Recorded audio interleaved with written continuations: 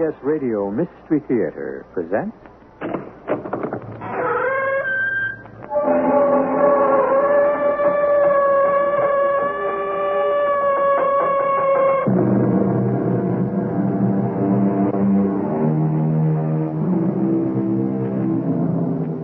Come in. Welcome. I'm E.G. Marshall. Look up into the night sky at the pattern of the stars. Night by night, as our whirling planet moves through its orbit, the pattern changes slightly. The stars themselves remain constant, locked in the master design, the mosaic fixed, except for an occasional shooting star or... Wait a minute. What is that streak of pulsing fire that blazes across, dives, whirls, hurtles earthwards, faster than any plane could move? An illusion? A mirage? Or a reality? The link between us and other worlds beyond our galaxy? Whatever it is, we call it a UFO, an unidentified flying object. Concentrate on the spinning disc in front of you, Lisa. All right, Doctor. I'm concentrating. There's a star at the top, a circle at the bottom. Yes. Now watch the symbols as they turn. Watch. Watch. Let the wheel space you out, soothe you, call you. Are you there? Are you there?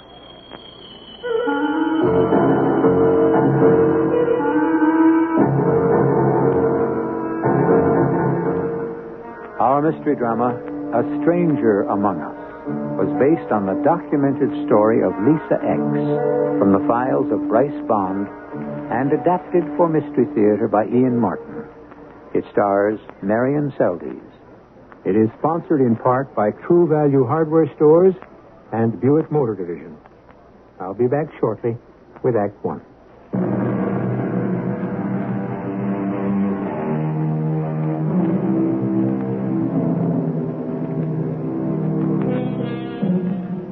There are really only two schools of thought about the UFO: the scoffers and the believers. Does the mystery craft from a galaxy beyond our comprehension roam our skies? Or are all the reported sightings so much self-delusion by hysterics and romantics? I hasten to say I take no sides, but recently there have come into my hands some carefully documented files on this subject. A story so fantastic and out of this world that I felt I must share it with you. A story that is actual and real. Only the names have been changed to protect the protagonist's rights to privacy. Dr. Bryce Dunlop. Hi, Doc. Detective Sergeant O'Banion here. Hey, Dave, how's it going? Oh, can't complain too much, Bryce. Long time no see. Or here. No bats or squirrels running around your belfry these days. Oh, the usual compliment every time the moon gets full. Nothing white enough out to catch your fancy. Except, like, right now. Right now? Yeah. Have I got a case for you? And, brother, do I need your help? Well, you got it before you even asked. You think maybe you could trek over here to the precinct house? It's that immediate? And that important? Immediate, yeah. Important? Well, that's what you got to tell me. I want you to meet a lady who's got me way out of my depth. I don't know whether to charge her, commit her, or just try to forget I ever ran into her. I promise you, she's clear out of this world.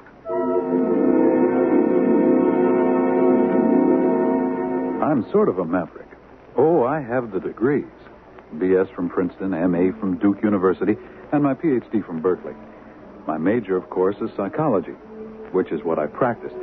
But my minor, and now an all-absorbing hobby, is parapsychology, and in particular, a very special branch of it. SEEP, which is an acronym for the Societies to Examine Extraterrestrial Phenomena. A hobby I mention only because, although I didn't know it at the time, I was about to receive one of the most highly documented reports on a UFO that ever came to our files. A story so bizarre and chilling that it staggers the mind. Bryce, let me fill you in. About an hour ago, around 11 o'clock this morning, this babe walked into the squad room. She wanted to see the lieutenant, but like you know, he's had the flu, and I've been covering for him. So we went into the lieutenant's office, and, well, now, she's a tall girl, statuesque, kind of beautiful, poised, well-to-do. I mean, you know, good clothes, expensive clothes, perfume, all that. She speaks well. She looks you right in the eyes, and, well, I mean, you'd never figure her for some kind of a nut or something. Except you do. I'm going to let you be the judge. Now, just listen to this story she gave me. Her name is Lisa Stallings. She's a widow with a couple of kids.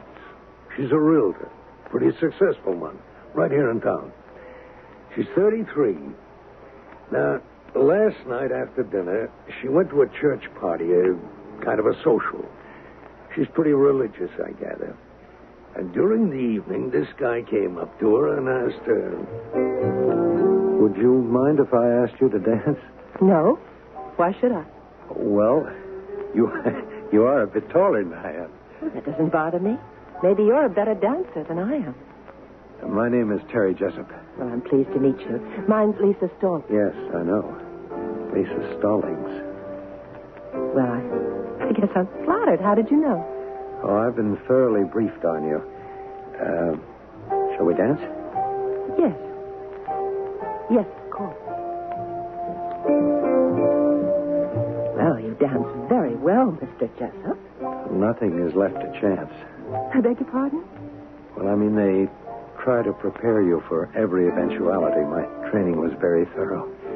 Oh, what business are you in, Mr. Jessup? I'm, a coordinator. I don't know if I understand. In what area of business? Oh, not in business. My work is more in the field of human relationships. May I ask you something? Of course.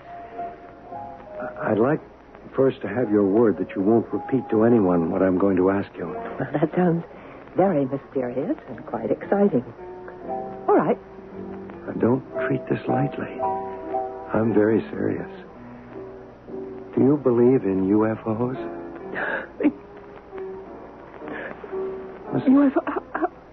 Mrs. Stallings. Well, you haven't answered me. Are you all right? Yes. No, I mean... You just freaked me out by what you asked me, you know? I know. No, you couldn't possibly.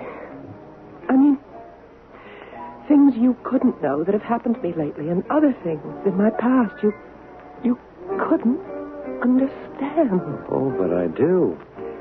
You've actually seen a UFO, haven't you? And someone who came from one? Yes. Yes. How would you like to go right out now to a ship and meet these people face to face? Look, Mr. Jessup, I know you're just kidding around, so let's just drop this subject, because I don't happen to think it's funny. Neither do I.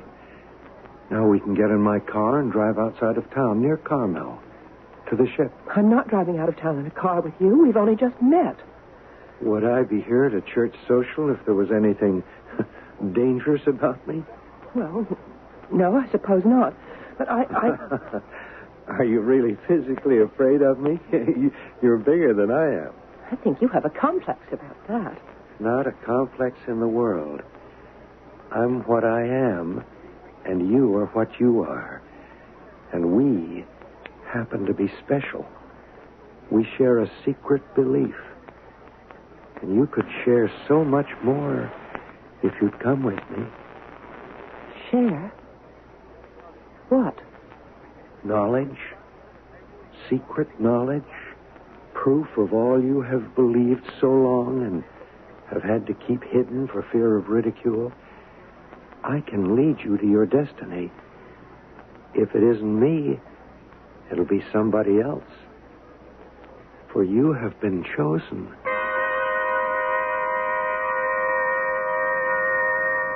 So she falls for this joker's line, and she leaves with him in the car. And they drive out toward Carmel. And here's what... Now, wait a minute. I've given you the general picture. Let's go now and meet Mrs. Lisa Stallings and let her tell you the rest of her story for herself. And all of a sudden, up ahead, I see this bright light flashing in the sky. Just up ahead of us, there was a wooded area with a lot of trees. And I said, look at those lights zooming over the trees there. I see them. Oh, you think that's a UFO? I know it is. It looks as if it's landing. Yes, that's just what it's doing. Watch for the lights to disappear behind the trees. Yes, they're gone now. But I can still see the reflection. It's landed. They're waiting for us. I don't know if I want to go any nearer. Why not? I'm afraid. There's a tingling sensation running up and down my arm. I can't breathe. I feel I'm being smothered. Rub your arms up and down. You'll be all right. Are you cold? Oh, no. I don't know. How can I be cold in the middle of the summer? Just rub your arms. They're waiting for you. We're going to them. Just keep your eyes on the flashing light and do not be afraid. You are coming home. They are waiting.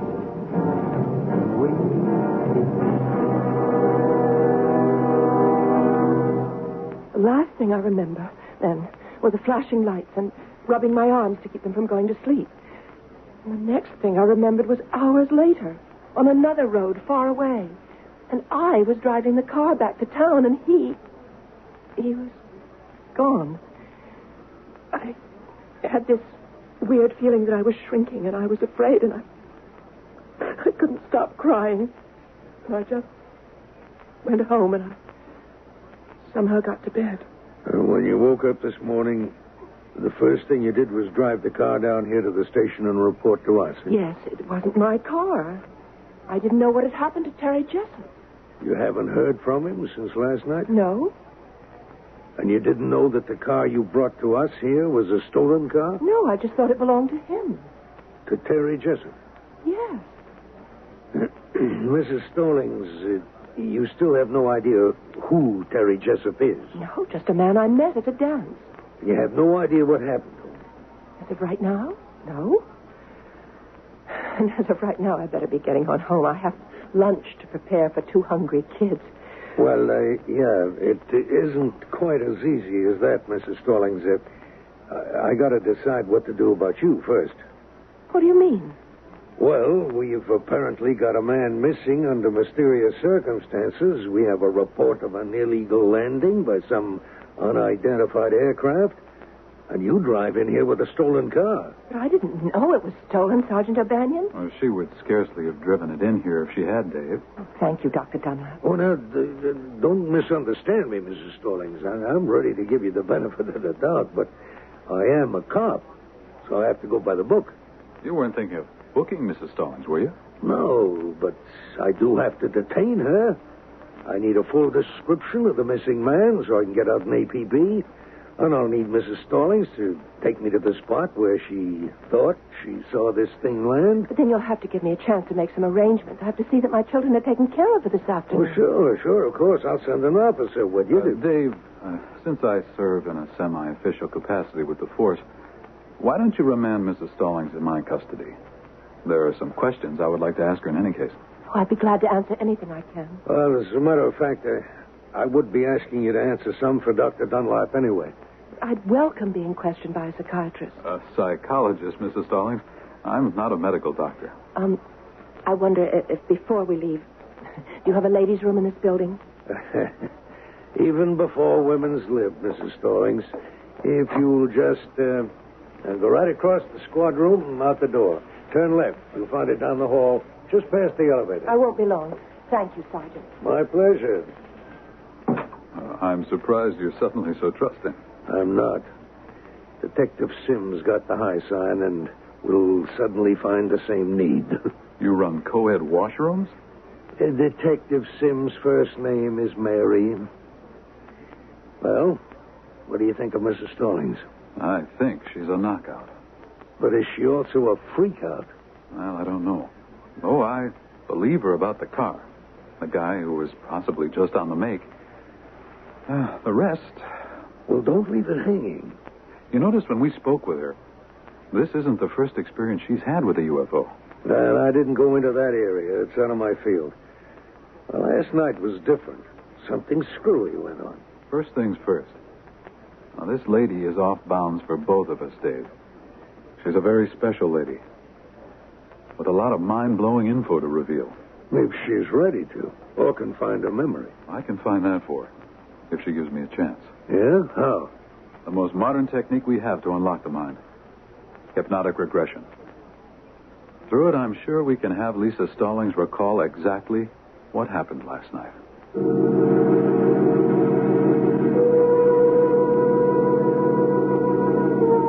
Well, where do you stand so far? With Sergeant Dave O'Banion, who doubts the whole story? Or with Dr. Bryce Dunlap, the open mind, who wants to wait and see until all the evidence is in? No matter. Your opinion is your own. But the evidence has only begun. The mind-rocking story is still ahead of us. When I return shortly with Act 2.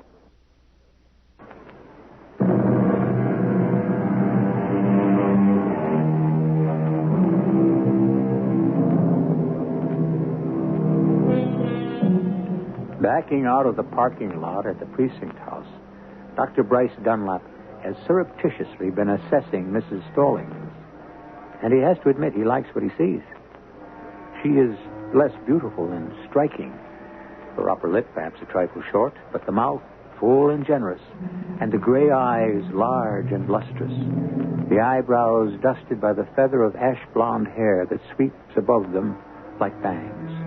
And whatever his preoccupations, hers are deeper, as she frowns slightly to herself. Hollis Drive, isn't it? Hmm? Oh, yes, right off Suncliff West. Oh, don't look so concerned. I don't think you're in any trouble. With the police, you mean? Well, who else? Nora and Jimmy. Healthy young animals like to eat on time. Oh, your children. Ah, there speaks a man with none, or he wouldn't treat it so lightly. Oh, I hope I haven't. Not married? Once. I'm not working at it any longer. But it still gets your vote? Marriage? Yeah. Well, why not? Well, some form of commitment anyway. That's nice. What happened to your husband? He was a POW at Vietnam. His name was released finally on a casualty list. What happened to me last night is more to the point. Can you answer that? Maybe. With this hypnosis thing? Yes. How soon can we try it? I'd have to ask a few questions first. I've spent most of the day answering them. What's a few more? Shoot. You've had some experiences with UFOs before. That's not a question. No. How could you know? Some things you said. The way you answered this Terry Jessup's questions. ESP. ESP? Extrasensory perception. Hobby of mine. More than that, actually. More than an avocation. More and more it's becoming my vocation. Ever hear of SEEP? The Societies to Examine Extraterrestrial Phenomena. You know about them? Yes. Some years ago when I was living in Florida, through a friend of mine, I met a doctor in a local chapter there. Because of my background, he wanted to put me through hypnosis. I was nervous about it, so I prayed for some kind of sign that it would be all right. And the day they tried, I got hysterical. And I was screaming very loudly. And all of a sudden, a tree outside the window broke in half and fell. I was screaming so loudly they had to bring me out of it. And then we all went out to look at the tree. It was perfectly calm weather. No wind at all. And all the other trees on the hill were undisturbed. Just this one that fell. And what was strange about it was that it fell uphill. Did you go ahead then? No. I was ready to, but I thought the tree, which was a holly tree, they say that means holy in Latin. I thought that was a sign from above. Well, they didn't want me to that day. Then I had to move all the way across the country here, and somehow I just never went again. But you would be willing to now. Oh, yes, particularly now. Well, while we're driving, could you tell me about your other experiences? All right. The first time it happened, I was 9 years old. It was late afternoon, and I was walking on this country road with my brother and my sister. And there was a sort of blinding flash, and a man was standing in the road, wearing a black robe. He had no hair, a whitish face with big eyes, blazing red like fire, and his ears stuck out from his head. Well, we thought it was the devil. We took off running. And then suddenly it was night, even though it had been daylight just a second before. And my parents had heard the screaming, and they came racing down the road in a truck with the headlights on. And they took us home, and they got us under control. You all saw this person? Oh, yes. The other kids were just as scared. Well, they were littler. They soon forgot about it. Mm-hmm. But you didn't. Oh, no. I had to sleep with my mother for days afterwards. I used to climb trees for months then, as high as I could get, looking up in the sky, waiting for something that never came. And you were still afraid? No, not so much afraid, just waiting, expecting. But nothing ever came? Not till years later. Long after I was married and Jim was gone. The kids were getting older, and one day I was just sitting in my office. Well, go ahead. Tell me about it. Suddenly, everything faded away except there was a coin in front of my eyes. Round, with a man's silhouette. Face, head and shoulders like a bust. I blinked my eyes, but it wouldn't go away, so I thought I'd been working too hard and should go home. It was dark as I was driving, and beyond the road in front of me, I could see a curve and a field, and sitting on the ground was a UFO. A force was trying to make me take that curve, but I resisted it. I kept on, going towards home. I remember thinking to myself, what's the matter with you, Lisa? You're going off the rails. I was in a kind of trance. I had power steering, but I had to slap my own face and fight to keep the car on the road. Well, at home, I was shaking so I just went straight to bed, but I couldn't sleep. I just tossed and I turned, and I looked at my watch, and it was 3 a.m. And I felt a presence in the room. There was this huge man there with red hair, and he reached out his hand to me. I thought he was going to shake hands, but instead he grabbed my left arm with his thumb on my wrist, and I writhed in pain as it burned. I know you. Others know you. Remember. You've made a mark on my wrist. So the rest will know you. Always know you. And he was gone. In the morning when I woke up, I had a pain in my arm and an angry red mark like a burn there. I felt sick. I looked at my watch. It had stopped at 3 a.m. I tried to start it. It wouldn't go. I couldn't even wind the stem. I took it to my jeweler, and he opened it, and he couldn't believe what he saw. The whole inside of the watch was fused together, melted into one lump.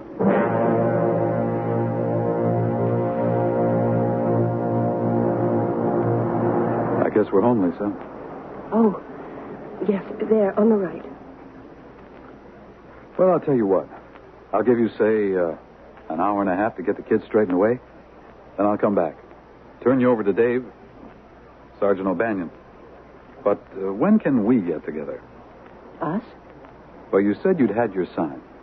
You're ready for hypnosis. I think it's what you need. What we both need to find out what you're all about. Well, if you put it that way, I'll take off tomorrow or as many days as you think you need. I need to know what I'm all about just as much as the rest of you. Okay, Lisa. Seat Clinic. Tomorrow morning at 8 a.m. We've got a date.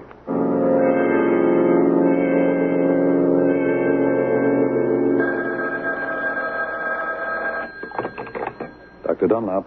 It's Dave, Bryce. Ooh, I've been waiting for this. What'd you find out?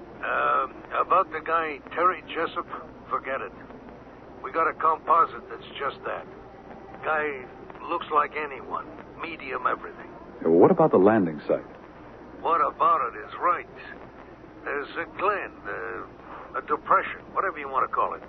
Like about 300 feet in diameter. And something burned off the undergrowth and some of the trees there. But was it just a plain fire? Or super galaxy jet exhaust? Well, whatever it was, it's just another hole in the ground now. How are you doing? Well, you've got to give me a chance, Dave. There's something very strange moving here.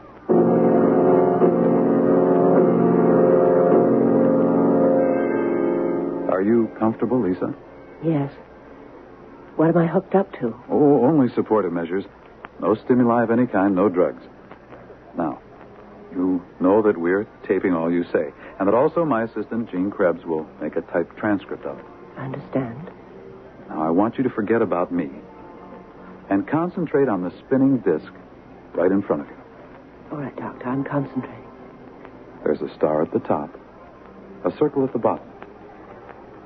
Now, watch the symbols as they turn. I can't. They go too fast. They're blurring together. Just keep concentrating. Concentrating. Till they come together. Till the star is locked within the circle. Let them spin and meld together. Watch. Watch. Feel the spinning wheel space you out. Soothe you. Call you. Are you there? Are you there?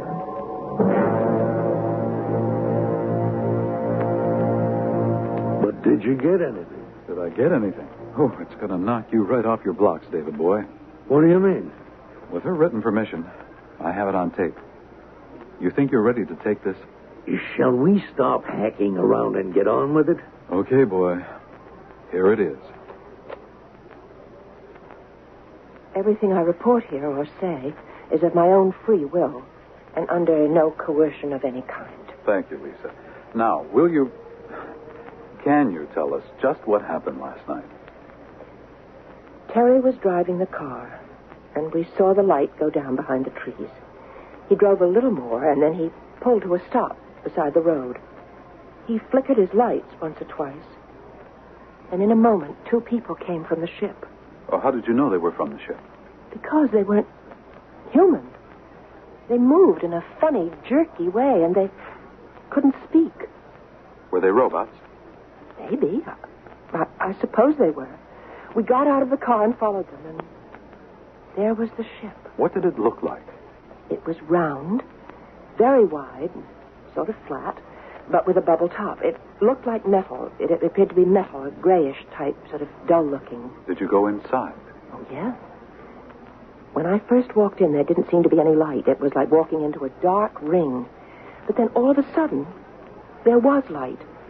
Like when I took the last step from the ramp to the hall. And it was very bright. But you couldn't see that from the outside. And inside, there didn't seem to be any light fixtures. Just lit up, all complete illumination. Bright. Blinding. And then I met him. Who did you meet? This person.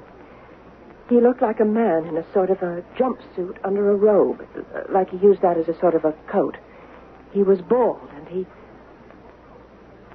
spoke to me. He knew English? No.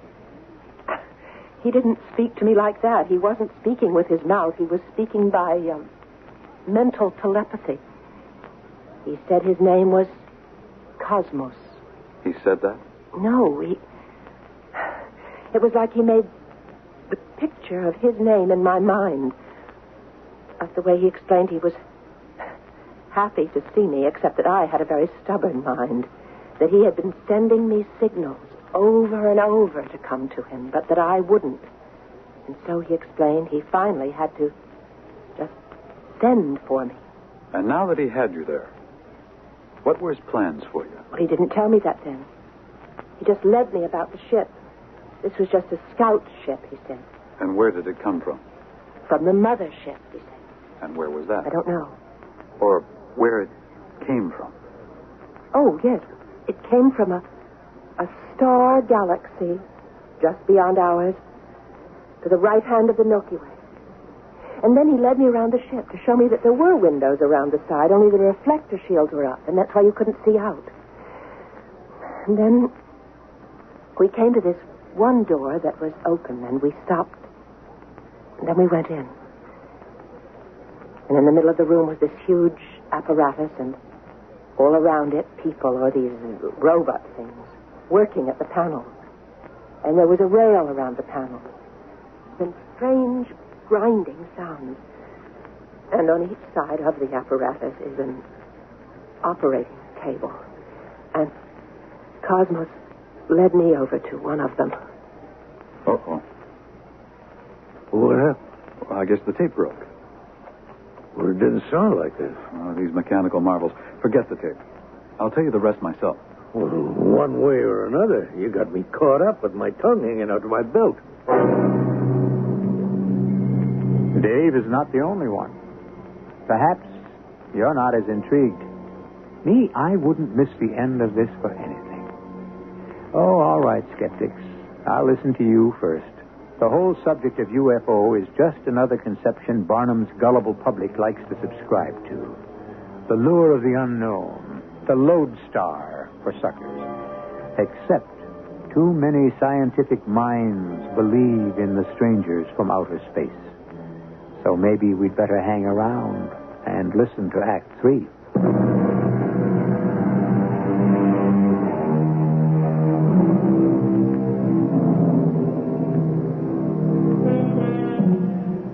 Two men, Detective Sergeant O'Banion and Dr. Bryce Dunlap, have been sitting fascinated as the tape unreels an incredible story. Now, with a breakdown in the machine, they are realizing that fate has turned them into combatants, rivals for a woman they both desire. And if they could only be objective enough, a woman that both of them had probably better avoid like the plague. Can you fix the tape? I don't know. Well, okay, you said you'd tell me the rest. This Cosmos was leading her to some kind of operating table when the tape broke. That's right. Lisa said, and I'll try to keep it as close as I can to her own words, that on one of the operating tables, a young woman was lying. I asked her what she looked like, and she said she was young, I'd say, in her 20s. She had long, dark hair and an olive complexion with huge brown eyes.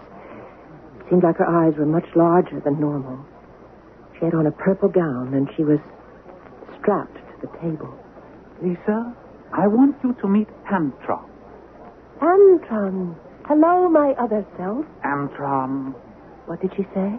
Pay no attention to her, Lisa. She's a very willful young lady who rebels against her destiny. What is her destiny? She has been chosen, as you have. Chosen? That's what Terry said. Just so. He is one of us. His mission was to bring you to us. But what have I been chosen for? At a later time, you will be given the 7 powers. What 7 powers? Those powers that will help mankind. You must go among them first and tell them that we are here at last. We? Who is we? Tell her, Andron. In the beginning, we were those who inherited the earth. My mother and father brought me from the great planet in a fleet of hundreds of spaceships, and we colonized this wilderness and made it fertile and to grow. We conquered the dry earth, built dams and libraries. Our culture flourished, while you and your forebears ran on 4 feet, skulking from the sun in caves or locked in the trees by day, hunting, afraid of your shadows by night. And then came the great rain, flood, when Noah built the ark. I know nothing of your pagan legends. We had supposed all of you in the lower order had been destroyed. But what about you? I mean, your people and Antron. Tell her. We took our ship, orbiting the Earth till the flood subsided and the waters rolled back. Only a few of us decided to return to the Earth. The rest decided to return home. To the mother planet. Why didn't you stay there? Because you needed us. You cannot control what you have. You war among yourselves, build greater and greater weapons to destroy not only you, but the green Earth itself. We cannot allow that. Since we are peaceful, we must take over gradually. And to do that, some of us must sacrifice ourselves. Antron is one chosen for the sacrifice. What are you going to do to me? Do not be afraid. It is useless to struggle. Tell her, Antron. They are going to make us one, sister. How? We are strapping you to the table, so you are head to head. When I turn on the machine, it is my hope that you will be fused together. Antron planted in your left side, so you carry her as the mother carries the child. Only in this case, the child will be the mother. Antron will control you so that she may guide you and bring our message to the world, so that you may be safe. Safe. Now, turn it on. Throw the switch. Let her be one of us.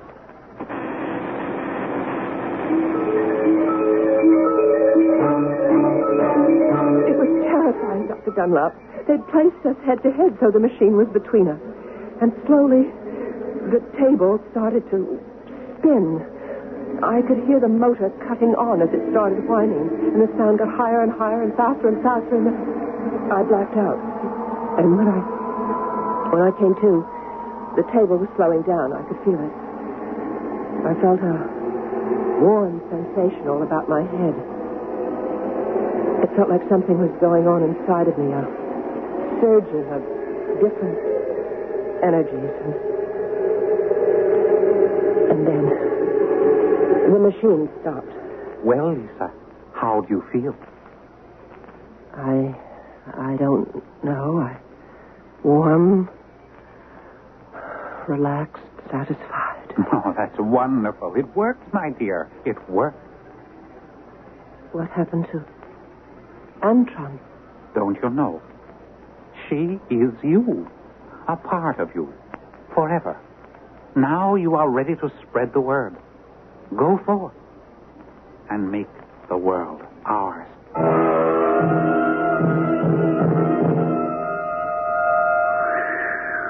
Brother. Pretty wild. Well, you don't believe any of that bunk, do you? I don't know. I've heard stranger. Oh, come on. You gotta be kidding. Well, what's the difference? It isn't anything you can use anyway. Well, I told you she's clean for all of me. I got no access to her. Uh-huh. Are you sure, old chum? Well, what's that supposed to mean? Would I lie to you? Well, you might, where personal feelings were concerned. She means a lot more to both of us than that. She's not for you, Dave. Well, I'll decide that. Not without some argument from me. Look, she has a couple of screwy notions. Well, that could pass. Bryce, I don't need any help in my personal relations. You stay away, you understand? All she needs is someone to take care of her and the kids. Once she gets the responsibilities off her head, she'll be okay. She doesn't need any doctor messing around with her psyche. Dave, don't be a fool. You'd never understand this girl in a million years. I suppose you would. Well, what's the difference? It'll be Lisa's choice, not ours. If it comes to that.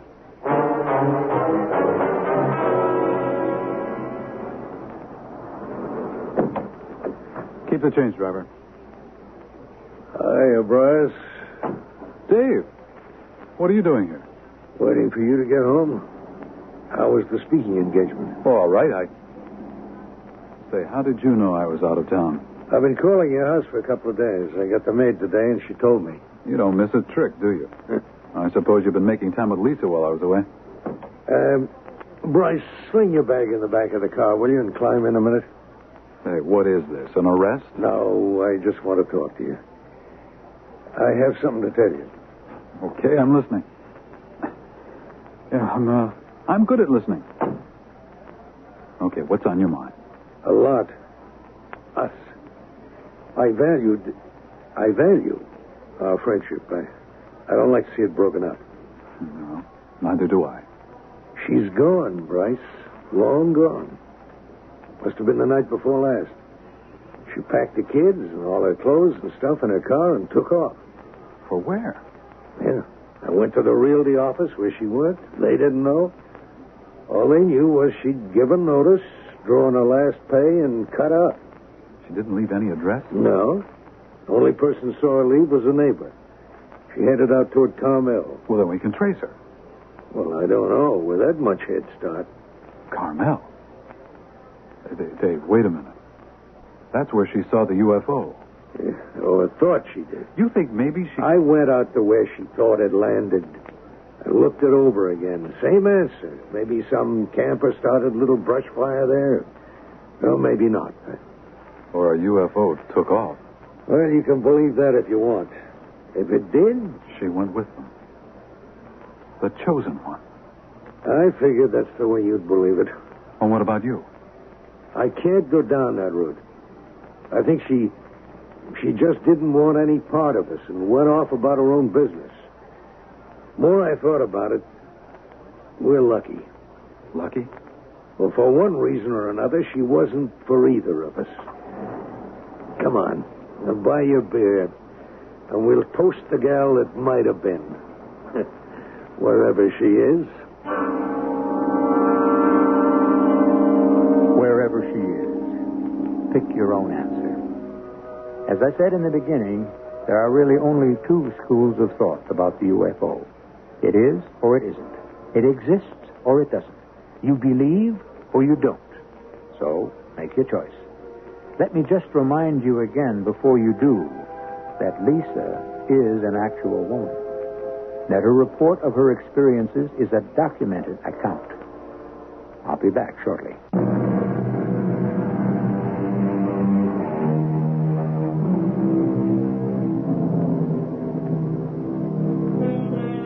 One final note on the elusive Lisa. You must realize that there are many questions unanswered about her. Did she leave this world for another on a UFO, or is she still among us? And if she is, does she carry that strange woman from outer space implanted in her body? Is Antron now the real Lisa? Is it she who controls all her actions? Ponder a moment, my friends, and then see if you don't have the strange feeling that invades me, that none of us has seen the last of Lisa. Our cast included Marion Seldes, Court Benson, and Lloyd Batista. The entire production was under the direction of Hyman Brown. Radio Mystery Theater was sponsored in part by X-Lax. This is E.G. Marshall inviting you to return to our Mystery Theater for another adventure in the macabre. Until next time, pleasant dreams.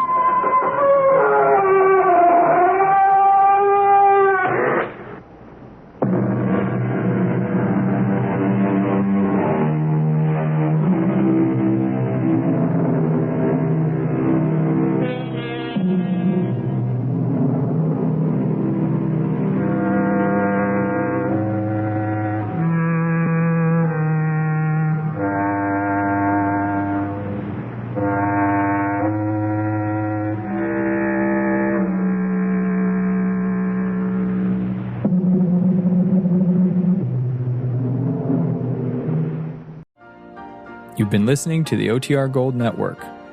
Find more classic radio at otrgold.com.